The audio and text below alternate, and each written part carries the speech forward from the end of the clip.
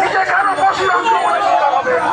যদি স্বাধীনতার পর থেকে আমরা আজকে পশ্চিমবঙ্গের আজকে মালদা মুর্শিদাবাদের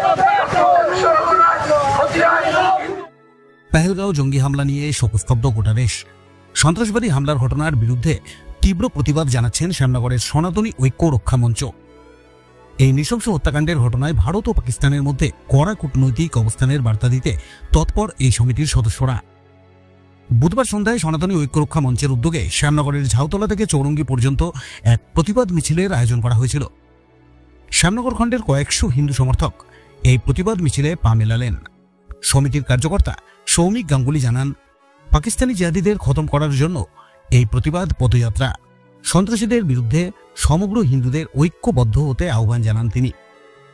আজ হিন্দু রক্ষা ঐক্য সমিতির পক্ষ থেকে শ্যামনগর ঝাউতলার থেকে শ্যামনগর তেরঙ্গি মোড় পর্যন্ত সকল সনাতনীরা শ্যামনগর খণ্ডের সকলে পা মিলিয়েছেন এবং যারা সেকুলারিজমের পট্টি বেঁধে রয়েছেন এখনও, তাদেরকে জাগানোর জন্য হিন্দুদেরকে জাগানোর জন্য আমাদের আজকে এই র্যালি। পাকিস্তানদের জিহাদিদের খতম করার জন্য আমাদের আজকে এই প্রতিবাদ সভা। হিন্দুরা ঐক্যবদ্ধ হন, লড়াই করুন।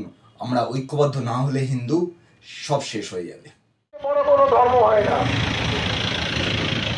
আজকে আমরা দেখতে পেয়েছি ওই মুর্শিদাবাদ মালদাতে পরিবারের মানুষকে সিপিএমের সদস্য তাদেরকে খুন করা হয়েছে।